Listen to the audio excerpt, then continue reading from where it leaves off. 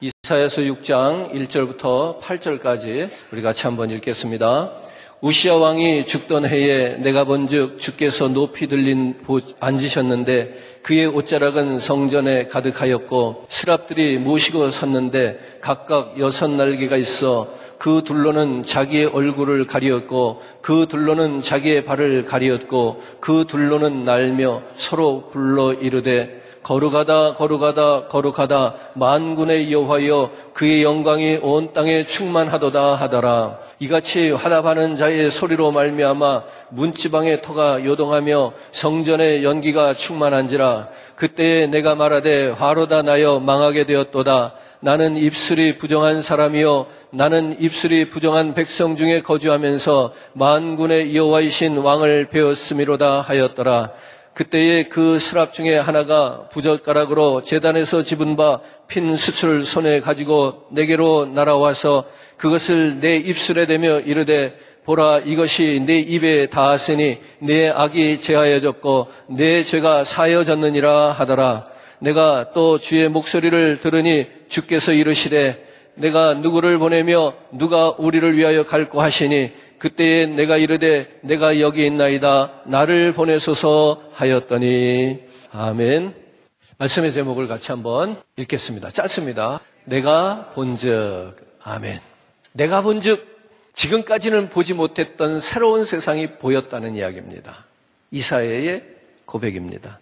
하나님은 사람을 통해서 일을 하시고 역사하시는데 우리는 이런 고민을 합니다. 하나님이 쓰실 만한 사람이 과연 있을까? 그렇게 온전한 사람이 있을까? 그렇게 죄가 없는 사람이 있을까? 맞습니다.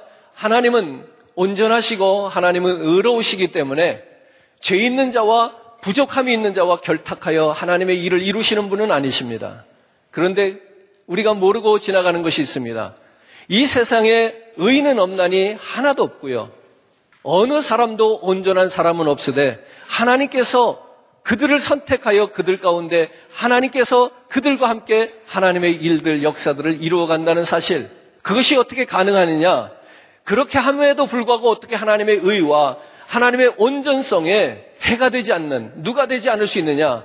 그것은 우리의 온전함 때문에, 우리 인간의 의로움 때문에, 하나님의 종들의 성실함 때문이 아니라 우리의 부족함과 죄성과 그리고 온전치 못한 많은 여러 가지 부족함이 있음에도 불구하고 하나님께서 그 죄인을, 그 부족한 사람을 고쳐서 사용할 수 있는 능력이 하나님의 손에 있기 때문에 가능했더라는 말씀입니다. 주님이 고치시면 나도 안 될 것이 없습니다. 여러분, 우리가 스스로를 바라보면서 나는 죄인입니다. 나는 부족합니다. 우리가 이렇게 겸손하게 고백해야 되는 것은 마땅합니다. 그럼에도 불구하고 하나님의 손길이 나를 붙드시고 하나님이 나를 붙드시고 역사하는데도 불구하고 나는 못합니다. 이것은 불신앙입니다. 나는 할 수 없으나 주님이 고치시면 안 될 것이 없습니다. 나는 연약하나 주님이 함께 하시면 못할 것이 없습니다. 오늘 저와 여러분들이 이런 고백을 할 수 있게 되기를 주님의 이름으로 축복합니다. 오늘 본문은 이사야 선지자가 하나님을 만났던 사건을 다루고 있습니다. 그런데 이사야가 그 하나님을 만난 사건 이전에 그가 어떻게 하나님을 만날 수 있게 되었는지 그 과정부터 한번 생각해 보고자 합니다. 오늘 이사야는 6장 1절에 이러한 힌트를 남겼습니다. 우시야 왕이 죽던 해에 내가 본즉 주께서 높이 들린 보좌에 앉으셨는데 그의 옷자락은 성전에 가득하였고. 그러면서 이제 하나님의 임재를 경험합니다. 하나님을 만나는 사건이 시작되는데요. 그 하나님을 만나는 사건의 시작, 그 앞에 무슨 일이 있었는가 하면 우시야 왕이 죽었더라는 이야기입니다. 우시야 왕이 죽던 해에 여기서 우리가 이런 힌트를 얻을 수 있다는 얘기입니다. 어떻게 해서 이사야가 하나님을 만나는 자리로 이어지고 있는지 말이죠. 즉 이사야 선지자는 우시야의 행적을 잘 알고 있었던 사람입니다. 역대하 26장 22절에 보니까 이런 기록이 있어요. 우시야의 남은 시종 행적은 아모스의 아들 선지자 이사야가 기록하였더라. 그러니까 이사야는 우시야 왕의 행적을 기록하는 직업을 가졌어요. 따라서 우시야 왕의 행적을 누구보다도 잘 아는 사람이었어요. 그렇게 이사야 선지자가 우시야 왕에 대해서 너무나도 잘 알았는데 그가 잘 알았던 우시야 왕은 어떠한 인물이었는가? 성경이 우시야 왕을 이렇게 표현합니다. 우시야 왕은 유대 나라 중에 가장 강력한 나라, 강성한 나라를 이끌었던 왕이다. 그가 하나님 보시기에 합당했다. 그가 하나님이 원하시는 대로 그 모든 행사를 이루었다. 이렇게 성경은 평가를 하고 있습니다. 우시야 왕은 그러니까 좋은 왕이었습니다. 믿음이 가는 왕이었습니다. 하나님 보시기에 합당한 왕이었습니다. 그리고 우시야 왕 때의 유대가 강성하여졌습니다. 그러나 그의 말년에 하나님을 본인이 직접 하나님께 분향을 하려고 하다가 문둥병이 들어서 죽게 되는 것. 이 마지막이 좋지 않아요. 끝이 좋지 않았지만 그러나 우시야 왕 때에 유다와 유다의 백성들이 부흥하던 때였습니다. 하나님과 밀접하고 하나님과 좋은 관계를 갖고 있었던 때였다라는 겁니다. 그것을 기억하는 이사야 선지자가 오늘 우시야 왕이 죽게 되는 이 사건을 통해서 한 가지 큰 변화가 그의 삶 가운데 나타나게 됩니다. 물론 국가적으로는 유대 민족이 영적으로 상당히 허약한 그러한 시대로 접어들게 됩니다. 그리고 그 백성들이 미신과 우상을 숭배하며 음행을 행하며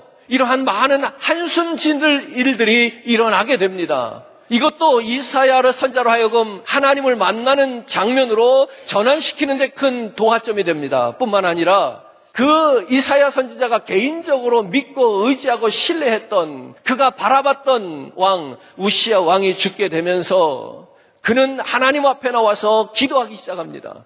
자기가 그렇게 믿었던 사람, 그 유대를 살리고 회복시키시고 또 많은 열방들 가운데 강한 나라로 만들어줄 수 있는 그러한 믿음이 갔던 왕 우시야 왕이 죽게 되는 것은 이사야 선지자에게 절망과 같았습니다. 이제는 끝났구나. 민족적으로 이제는 어려움을 당하겠구나. 앞으로 얼마나 힘들고 어려운 일이 찾아올 것인가. 이런 생각을 하면서 그의 문제를 가지고 하나님 앞에 나와서 기도하게 됩니다. 우리도 그렇지 않습니까? 누가 성전에 나와서 기도하는가? 내가 언제 성전에 나와서 엎드려서 자원하는 마음으로 무릎 꿇고 부르짖으며 그렇게 뜨겁게 기도하는 경험이 있었던가 생각을 해본다면 문제가 생기고 난 이후가 아니었는가 생각해 봅니다. 문제가 생기고 나니까 비로소 주님 앞에 나와서 성전에 나와서 기도하기도 하더라는 이야기입니다. 괜찮습니다. 문제가 생겨서 하나님 앞에 나와서 기도를 하던, 문제가 없을 때도 하나님 앞에 영광 돌리며 기도를 하던, 중요한 건 무엇인가 하면 성도는 언제나 기도하는 가운데 하나님을 만나야 한다는 사실입니다. 기도하는 가운데 하나님을 만나는 것, 그것이 성도의 삶입니다. 자, 오늘 그가 이사야 선지자가 성전에서 기도할 때 첫 번째로 하늘이 열리며 하늘에 계신 하나님을 만나게 됩니다. 그가 성전에서 기도할 때 하늘이 열리며 하늘에 계신 하나님을 만나게 된다. 기도할 때 오늘 저와 여러분들에게도 이러한 역사가 나타나기를 주님의 이름으로 축복합니다. 고통 중에서 슬픔 가운데서 우시야 왕을 잃어버리는, 자기의 믿음의 대상을 잃어버리는 그러한 가운데, 절망 가운데 나와 기도할 때에 그의 기도는 진지했고 그의 기도는 뜨겁게 하늘을 향해서 부르짖게 됩니다. 그러면서 이런 고백이 이어진 겁니다. 내가 본즉. 하늘이 열리고 하늘에 계신 하나님을 만나게 되는 그 장면, 이렇게 시작된 겁니다. 내가 본즉, 지상에서 그가 처한 환경 때문에 이제 비로소 하나님의 성전에서 나와서 기도할 때에, 눈을 하늘로 향하여 돌릴 때에 내가 본즉 이전에 보지 못했던 것들이 이제부터 보이기 시작하는 장면입니다. 이 땅의 환경이 너무 어둡고 암담할 때에 오늘 저와 여러분들이 눈을 들어 하늘을 바라볼 수 있는 지혜를 얻게 되기를 바랍니다. 이사야가 그랬단 말입니다. 그가 믿고 의지했던 왕 우시야 왕이 죽었을 때에 절망하고 슬픔에 빠져 기도하다가 비로소 그가 내가 본즉 과거에 바라봤던 왕이 아니라 이제는 하늘의 왕, 만왕의 왕 대신 그 여호와 하나님을 바라볼 수 있게 되었다라는 이야기입니다. 절망을 할 때에, 어둠이 닥쳤을 때에 오늘 저와 여러분들이 하늘을 바라보시고 하늘의 소망을 바라볼 수 있기를 주님의 이름으로 축복합니다. 우리의 삶의 현장에서 사업이 실패할 때 하늘을 바라볼 수 있는 기회가 되기를 바라는 거예요. 중병으로 우리가 넘어지고 쓰러질 때에, 사경을 헤맬 때에, 이혼의 고통으로, 실직의 고통으로, 진학을 실패하는 고통으로, 많은 여러 가지 우리의 삶의 실패로 우리가 고통을 당할 때에 그것이 그냥 단순한 고통이 아니라 하나님을 향하여 내가 본즉 새로운 세상이 열려지는 기회가 될 수 있기를 주님의 이름으로 축복합니다. 바로 그럴 때 하나님 앞에 굴복하고 기도한 때 하나님을 만날 수 있는 중요한 우리의 삶의 전환점이 되겠다는 이야기입니다. 오늘 이사야가 우리에게 보여주고 있는 것은 이런 얘기입니다. 인간적인 세상 중심적인 삶에서 영적인 삶으로 전환되어지는 그 장면이 바로 내가 본즉이라는 겁니다. 내가 본즉, 과거에는 인간적이고 세상 중심적인 삶에서 이제는 영적인 삶으로의 전환점이 일어나고 있는데 오늘 저와 여러분들이 그 영적인 전환점을 만나자 영적인 전환점을 찾자는 이야기입니다. 오늘 이 시간 우리가 그 내가 본즉 그 하나님을 바라보면서 하늘문이 열리는 것을 보면서 하나님의 의도를 깨닫기를 원합니다. 이런 얘기입니다. 이사야 선지자가 지금 우시아 왕의 죽음으로 인하여 슬퍼하고 있을 때 기도하다가 하늘문이 열리고 하나님을 만나게 되는데 거기서 그는 하나님의 의도를 깨닫습니다. 이사야는 인간적으로 우시아 왕의 죽음을 슬퍼하지만 하나님의 의도는 달랐습니다. 하나님은 우시아 왕의 죽음을 슬퍼하지 않았습니다. 하나님은 전혀 우시아 왕이 죽은 것으로 인하여 유대를 향한 그 백성들을 향하여 근심하지 않았다는 겁니다. 이것이 하나님의 의도입니다. 우리는 자신의 문제 환경 때문에 슬픔에 빠져 있을 때라도 하늘을 바라보고 하늘문이 열리고 하나님을 만나면 하나님께서 그 일로 과연 슬퍼하시는지 하나님께서 그 일로 근심하시는지 우리는 그 하나님의 의도를 읽을 수 있어야 된단 말입니다. 나는 그 일 때문에 슬퍼하는데 하나님은 그 일 때문에 슬퍼하시는지 이것이 바로 하나님의 의도라는 거예요. 하나님이 그 일로 인하여 슬퍼하지 아니하고 하나님이 그 일로 인하여 근심하지 않은데 우리가 그 일로 근심하고 슬퍼한다면 우리는 하나님의 의도와 다른 행위를 보이는 것이죠. 그래서 이사야는 그 하나님을 만나고 하나님의 영광을 본 이후에 다시는 우시아의 죽음에 대해서 언급하지 않습니다. 하나님의 의도를 깨달은 선지자는 성전에 가득한 하나님의 임재에 대해서 관심을 갖기 시작합니다. 그를 억누르고 있었던 두려움, 우시아 왕의 죽음으로 그 민족과 앞으로 되어질 일들 가운데 나타날 그 참으로 암담한 그 시대를 걱정하는 한 선지자의 마음이 근심이 무거운 짐이 그가 눈을 열어 하늘을 바라보게 되면서 그의 관심은 이제 더 이상 그 세상적인 왕 우시아가 아니라 이제는 하나님의 임재, 하나님의 영광, 하나님의 거룩에 관심을 갖게 되었다는 얘기입니다. 삶의 초점이 바뀌고 있는 겁니다. 오늘 저와 여러분들이 인생을 살아가면서 만나게 되는 우리들 주변에 우리가 경험하게 되는 많은 우리들의 생활에 관심을 끄는 일들이 얼마나 많습니까? 우리들이 마음을 빼앗기는 시선을 빼앗기는 일들이 얼마나 많습니까? 그러므로 나의 인생의 초점이 때에는 돈에 맞춰졌다가 때에는 성공에 맞춰졌다가 때에는 사랑에 맞춰졌다가 때에는 여러 가지 많은 것들에 우리들이 관심을 빼앗기는데 그랬던 우리의 인생이 내가 본즉 하나님의 영광과 하나님의 거룩을 본 이후로 하나님을 만난 이후로 그들의 모든 삶의 초점은 하나님의 영광 가운데 거룩 가운데로 초점이 맞춰지게 됐다는 얘기입니다. 우리의 삶의 초점의 변화가 이렇게 일어나야 되겠다는 이야기입니다. 우시아 왕에게 맞춰졌던 초점이 이제는 하나님에게로 사람에게 맞춰졌던 초점이 이제는 하나님에게로 세상과 물질 가운데 맞춰졌던 초점이 이제는 영원한 그 하늘의 세계로 그렇게 우리의 초점이 변화가 일어나야 되겠다는 것입니다. 거룩하다 거룩하다 거룩하다 만군의 여호와여 그 영광이 온 땅에 충만하도다. 오늘 여기에 오늘 모든 성도들의 관심이 맞춰지기를 주님의 이름으로 축복합니다. 오늘 천사들이 나와서 그 여호와 하나님의 거룩함을 찬송할 때에 정전 문지방의 터가 움직이기 시작합니다. 하나님을 만나게 됩니다. 그러면서 이사야는 그 하나님 앞에서 자기가 죄인인 것을 고백할 수밖에 없습니다. 하로다 나여 망하게 되었도다. 하나님을 배우는 자리는 영광의 자리요 축복의 자리요 모든 삶의 문제들이 해결되는 형통의 자리인 줄 알았더니 이사야 선지자가 하나님의 종이 하나님을 배웠고 한다는 말이 무엇인가 하면 화로다 나여 망하게 되었도다. 우리가 지난주에 말씀을 나눈 것처럼 베드로가 물고기를 많이 잡은 후에 예수님을 만나고 주여 나를 떠나소서 나는 죄인으로서이다 고백했던 것과 동일한 고백인 것입니다. 그렇습니다. 하나님을 만난 그 누구도 그 하나님 앞에서 자신이 살 수 있다고 장담할 수 있는 사람은 아무도 없었습니다. 이사야는 이렇게 고백한 겁니다. 내가 이제 하나님을 배웠으니 나는 죽게 되었구나. 죄가 없으신 그 하나님을 배웠으니 죄인인 나는 죽을 수밖에 없다는 것을 시인한 것입니다. 하나님의 거룩하심을 듣게 되는데 그가 자기의 죄가 너무 많고 타락한 것을 보면서 두려워하며 떨 때에 하나님 앞에서 무서움을 드러낼 때에 그러나 하나님께서 저를 외면하지 않고 저를 붙드시고 저를 고치시고 저를 살려주십니다. 이런 결론을 내릴 수가 있습니다. 하나님을 만난 모든 사람은 둘 중에 하나예요. 죽든지 변하든지. 선택은 오늘 시간 여러분들에게 달려 있습니다. 우리는 죄인이기 때문에 하나님을 만나면 죽을 수밖에 없는 거예요. 그래서 하나님을 배웠고 화로다 나여 망하게 되었도다. 그 하나님을 만나고 죽든지 아니면 그 하나님 앞에서 변화되어 다시 사명을 받든지 둘 중에 하나밖에 없습니다. 두 번째로 그가 성전에서 기도할 때에 하나님은 그를 고치십니다. 환상을 바라보고 있는 이사야에게 천사가 핀 그 숯불을 가져다가 이사야의 입에다가 대면서 그의 죄악된 것을 제거하시는 거야. 사랑하는 성도 여러분, 오늘 이러한 성령의 체험이 우리들 가운데, 심령 가운데 나타나기를 주님의 이름으로 축복합니다. 우리는 입술로 하나님 앞에서 죄를 짓고 사는 사람들이더라고요. 입술로 지은 죄가 얼마나 무섭고 큰 죄인지 말할 수 없어요. 우리가 주님의 일을 맡을 때도 주님, 나는 말이 서툴러서 할 수 없습니다.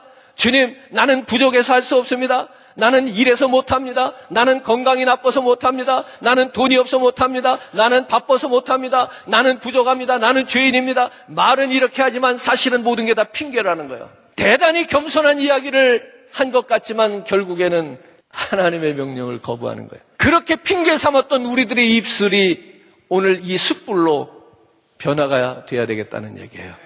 여러분, 우리가 입으로 죄를 짓는다는 것이 사실은 그렇게 썩 사실적으로 느껴지지는 않죠.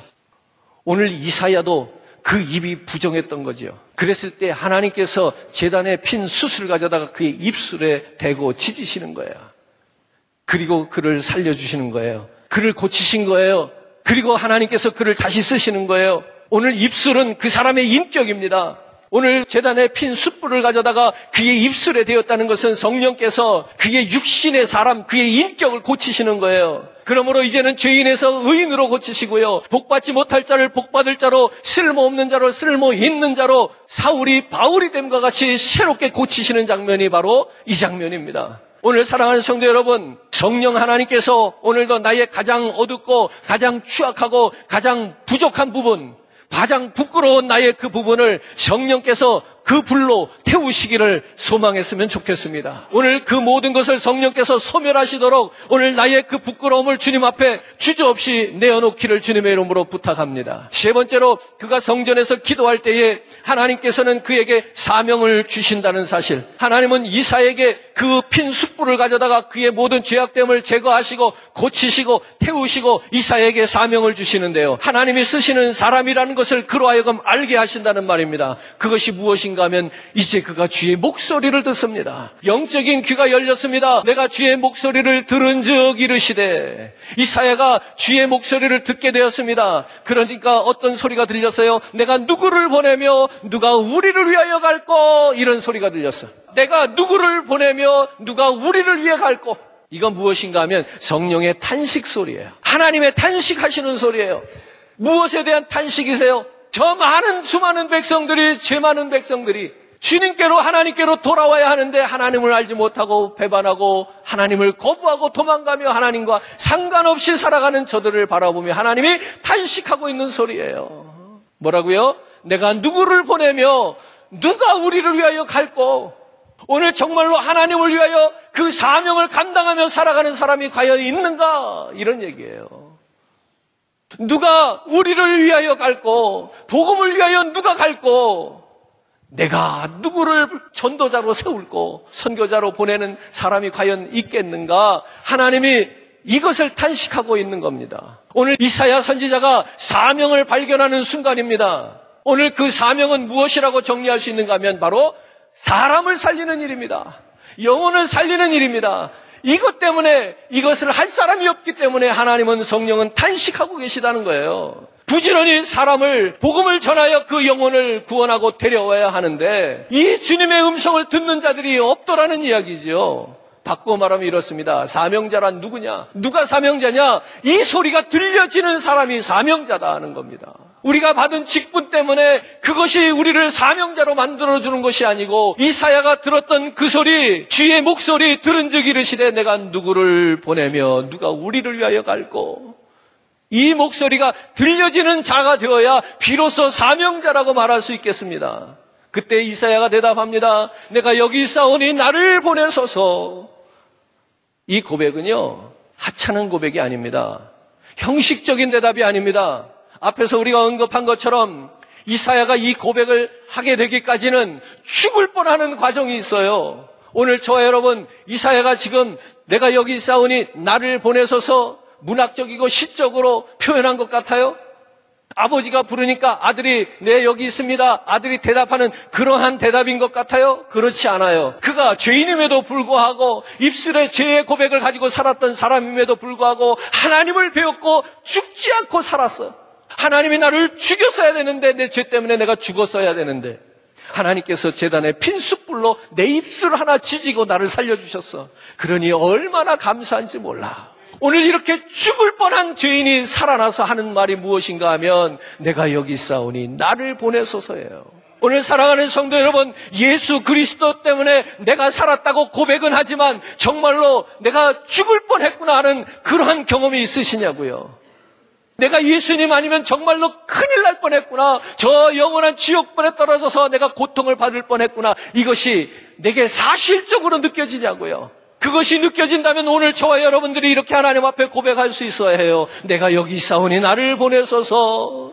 하나님, 내가 지금 살아있는 것만으로도 감사합니다. 하나님을 배웠고도 죽지 않은 것, 이것이 은혜입니다. 이제는 내가 주님을 위하여 주님이 필요하시다면 어디든지 무엇에든지 주님 마음대로 쓰시옵소서.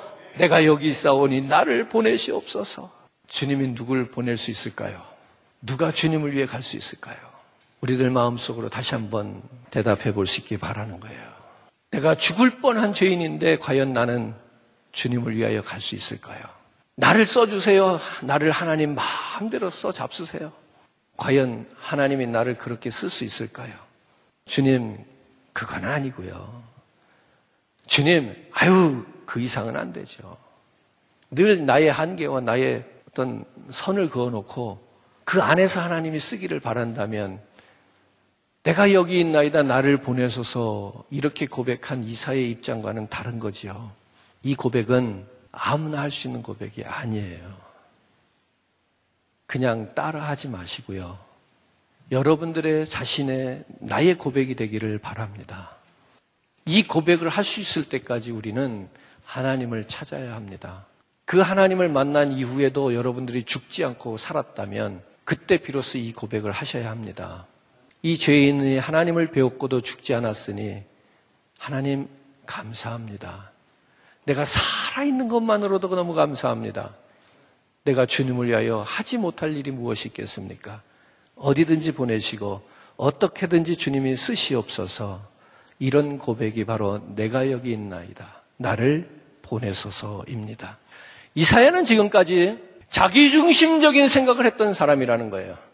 우시야만 걱정했던 사람이라는 거예요. 그러나 하나님의 생각은 다르셨어요. 하나님의 생각은 이사야를 통해서 더 넓고 깊고 우주적인 생각, 계획을 가지고 계셨어요.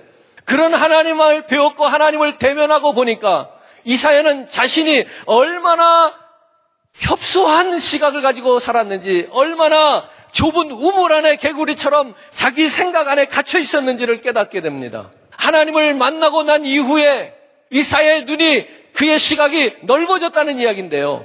오늘 저와 여러분들의 눈에도 이러한 일들이 역사가 나타나기를 주님의 이름으로 축복합니다. 내가 보니 지금까지 보았던 것이 다가 아닌 거예요. 내가 보니 이 땅에서 보는 모든 물질 세계가 다가 아니었던 거예요. 영적인 세계가 있더라는 이야기예요. 이것이 보여지기 시작해야 된다는 이야기예요. 우리 눈에 보이는 것은 무엇입니까?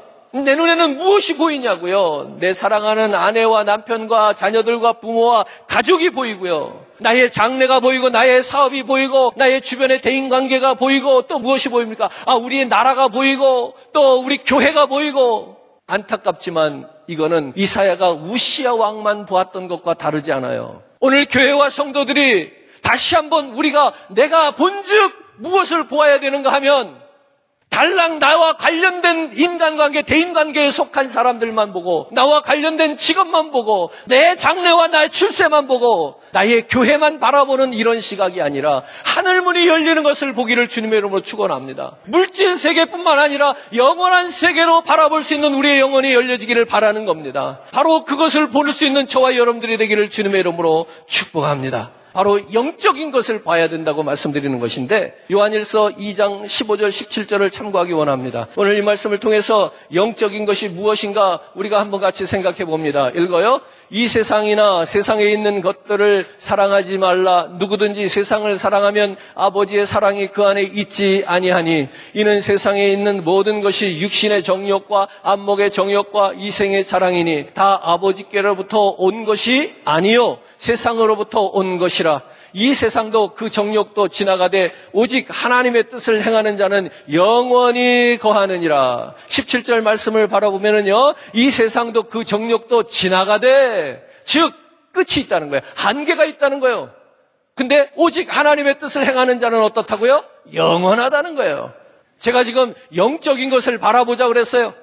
영적인 것을 바라보자. 그런데 문제는 무엇인가 하면 우리의 삶에서 무엇이 영적인 것인지를 분별하기가 어렵다는 거 아니에요. 이게 영적인 것일까? 저게 영적인 것일까? 이게 세상적인 것일까? 영적인 것일까? 육신의 정욕, 안목의 정욕, 이생의 자랑이며 무엇이 영적인 것인가를 구별하는 것이 쉽지 않다. 그래서 우리에게는 시금석이 필요해.